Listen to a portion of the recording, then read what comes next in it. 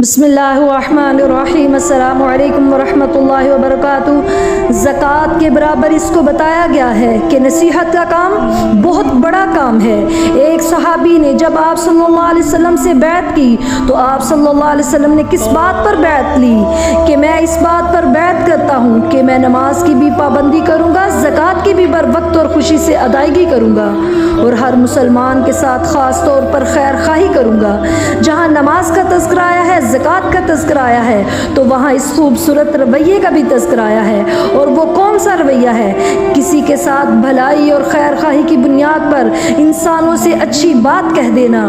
حسن بصری رحمۃ اللہ علیہ اسی لیے کہا کرتے تھے کہ جب آپ نصیحت کرتے ہیں تو پتہ آپ کون سے لوگوں کی صف میں کھڑے ہو جاتے ہیں؟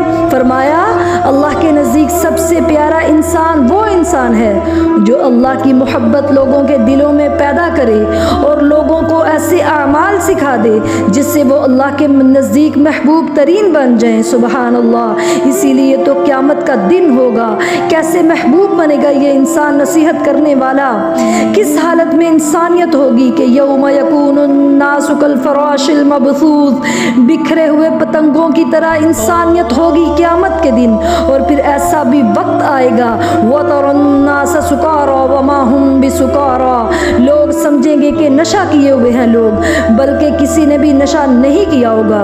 بلکہ اللہ تعالیٰ نے فرمایا یہ جو بڑے بڑے پہاڑ نظر آ رہے ہیں یہ روئی کی طرح اڑا دیے جائیں گے۔ تو دیکھیں ایسی ہولناکی میں اور کس قدر خوش نصیب انسان وہ ہوگا جس کو یہ آواز جگے گی، کہاں ہیں وہ لوگ جو میرے نام پہ کسی سے محبت کرتے تھے؟ کہاں ہیں وہ لوگ اللہ کے لیے محبت کرنے والے؟ اللہ کی محبت ان پر واجب ہو جائے گی۔ سبحان اللہ۔ فرمائے گا اللہ کہاں ہیں وہ لوگ جو میری وجہ سے کسی کی زیارت کرنے جایا کرتے تھے؟ اللہ فرمائے گا کہاں ہیں وہ لوگ میری رضا کے لیے ایک دوسرے پہ خرچ کیا کرتے تھے؟ اللہ فرمائیں گے کہاں ہیں وہ لوگ جو مل کر بیٹھتے تھے تو میری رضا کے لیے بیٹھتے تھے، جب اٹھتے تھے تو میری رضا کے لیے اٹھتے تھے، جدا ہوتے تھے تو میرے لیے جدا ہوتے تھے۔ اللہ فرمائے گا آج کہاں ہیں وہ لوگ جو میری محبت میں میری رضا حاصل کرنے کے لیے ایک دوسرے کو نصیحت کیا کرتے تھے؟ رسول اکرم صلی اللہ علیہ وسلم نے کتنی بڑی خوشخبری سنا دی، جس کو قیامت کے دن آواز لگ جائے گی، اللہ کا محبوب بن جائے گا، جس پر اللہ کی محبت واجب ہو گئی۔ اور سبب کیا ہے؟ کسی کو ملنے چلا گیا اللہ کے لیے، کسی کے ساتھ بیٹھ گیا اللہ کے لیے، کسی پہ خرچ کر دیا اللہ کے لیے، کسی سے محبت کی تو اللہ کے لیے، اور کسی کو اللہ راضی کرنے کے لیے نصیحت کر دی۔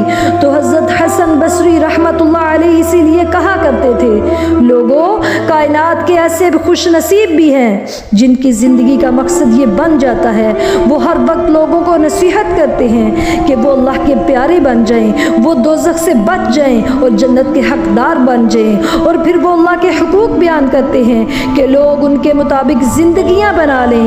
فرمایا یاد رکھنا کہ زمین میں اگر کردار خلیفہ کا ادا کرتے ہیں اللہ کی طرف سے، جو کہ ذمہ داری ہے ہر مسلمان کی، تو یہی لوگ صحیح ذمہ داری ادا کرتے ہیں۔ رسول اکرم صلی اللہ علیہ وسلم پر قرآن اترا اور قرآن بتاتا ہے تو نصیحت تو انبیاء اکرام علیہ الصلوۃ والسلام اور صحابہ اکرام رضی اللہ تعالی عنہم کا منہج تھا۔ فتول عنہم وقال یا قوم لقد ابلغتکم رسالات ربی ونصحت لکم ولکن لا تحبون الناصحین۔ کس طرح تکلیفیں برداشت کرنے کے باوجود اللہ کا پیغمبر ان سے جدا ہو گیا اور الگ ہو کر کیا کہتا ہے اپنے امتیوں سے کہ میں تو اللہ کا پیغام آپ تک پہنچانا چاہتا ہوں، میں تمہیں نصیحت کرنا چاہتا ہوں۔ نصیحت کیا ہے؟ کہ تم حرام کو چھوڑ دو، حلال راستوں کو اختیار کر لو، تم دوزخ والے راستوں کو چھوڑ دو اور جنت اپنے اوپر واجب کر لو۔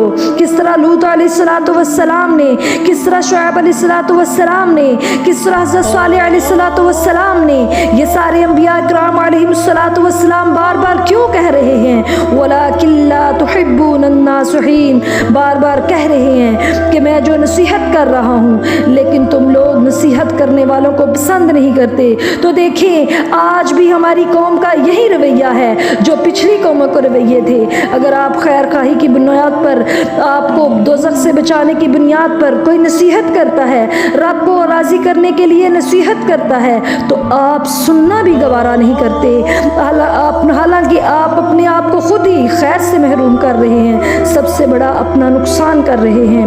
یہ نیک لوگوں کا رویہ ہے کہ وہ دوسروں کو نقصان سے بچانے کے لیے تڑپتے ہیں، کیونکہ اللہ کے نبی صلی اللہ علیہ وسلم نے فرمایا تھا المسلم اخو المسلم، کہ مسلمان مسلمان کا بھائی ہے۔ فرمایا نہ مسلمان مسلمان پر ظلم کر سکتا ہے اور نہ مسلمان مسلمان کو دشمن کے حوالے کر سکتا ہے۔ فرمایا کل المسلم علی المسلم حرام دمہ ومالہ وعرضہ، ہر مسلمان پر دوسرے مسلمان کا خون بہانا حرام ہے، اس کی عزت کو پامال کرنا حرام ہے، اس کے مال کو چھیننا حرام ہے۔ یہ کس کی تعلیمات ہیں؟ یہ محمد صلی اللہ علیہ وسلم کی تعلیمات ہیں، جس نے کائنات کا سب سے خوبصورت معاشرہ ترتیب دیا ہے۔